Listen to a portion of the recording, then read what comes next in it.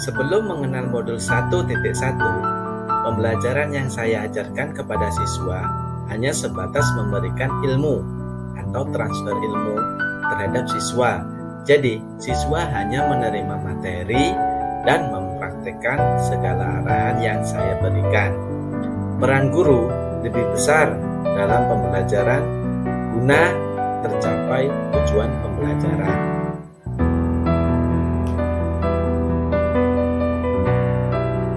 Dalam proses pembelajaran pula, saya merasa sulit dengan hasil belajar siswa yang kurang maksimal karena banyak siswa yang menganggur setelah aktivitas berlangsung.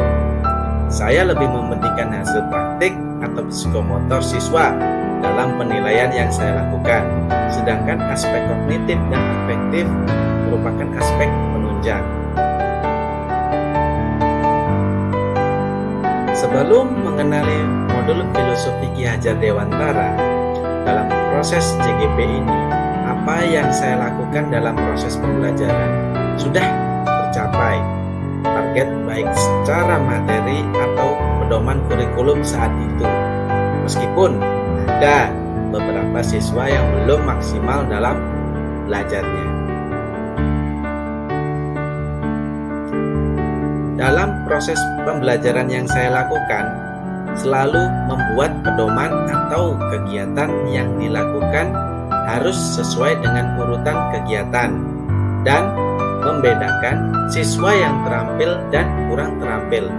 Contohnya, dalam pembelajaran roll depan, saya membagikan lembar kerja dan siswa melakukan sesuai dengan instruksi yang diberikan tanpa ada kegiatan lain yang dilakukan. Jadi, setelah saya memberikan lembar tugas kepada siswa, saya menyuruh siswa untuk melakukan kegiatan tersebut tanpa ada selingan kegiatan yang lain. Setelah saya memahami modul titik 1, saya menemukan ada beberapa kekurangan saya sebagai guru dalam proses pembelajaran yang saya berikan. Dalam pembelajaran, perubahan yang saya lakukan yaitu pembelajaran yang berpihak pada siswa. Dahulunya, guru berkuasa atas semua kegiatan. Peran guru sebagai fasilitator dalam menunjang proses KBM, memberikan masukan terhadap proses belajar siswa sehingga siswa timbul atau sadar akan artinya merdeka belajar, serta menerapkan dan mempraktikkan filosofi Ki Hajar Dewantara ing ngarsa Sungtulodo ing madya Mangunkarsa dan Tutpuri Handayani, yang artinya sebelum kita memberikan sebuah hal yang baik atau contoh yang baik, kita mempersiapkan diri yang terbaik agar siswa juga mendapatkan hal yang baik dari kita sebagai seorang guru.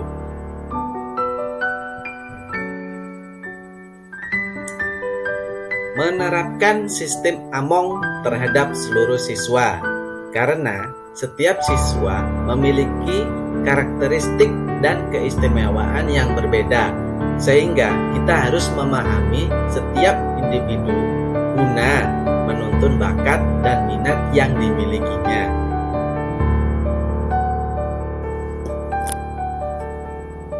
Menerapkan merdeka belajar dalam proses pembelajaran merdeka batinnya melalui pendidikan dan merdeka lahir melalui pengajaran, yang artinya dalam pendidikan kita sebagai guru menuntun siswa dan memperlakukan siswa sesuai dengan kodratnya, bertujuan untuk menuntun, memfasilitasi, membantu anak untuk menebalkan garis samar-samar agar dapat memperbaiki lakunya untuk menjadi manusia seutuhnya, serta memberikan tuntunan terhadap segala kekuatan kodrat untuk mencapai keselamatan dan kebahagiaan.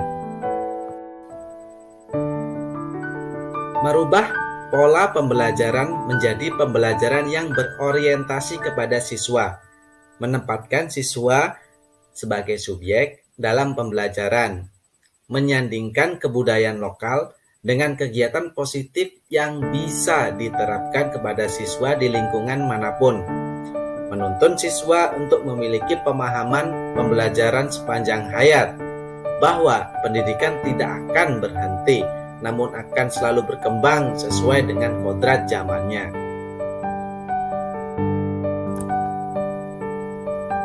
Menciptakan budaya komitmen dalam proses pembelajaran, sehingga siswa dapat menentukan serta bertanggung jawab atas apa yang telah disepakati dan konsekuensi terhadap seluruh kegiatan yang dilakukan.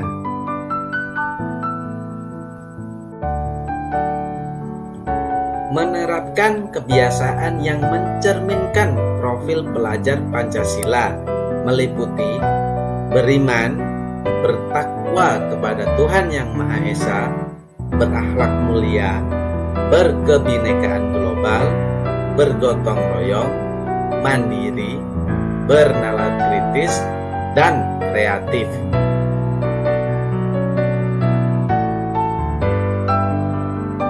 Menerapkan pembelajaran yang disesuaikan dengan kodrat alam dan zaman pada anak sesuai dengan tuntutan pembelajaran abad 21, yaitu pembelajaran yang kritis, kreatif, komunikatif, dan kolaborasi.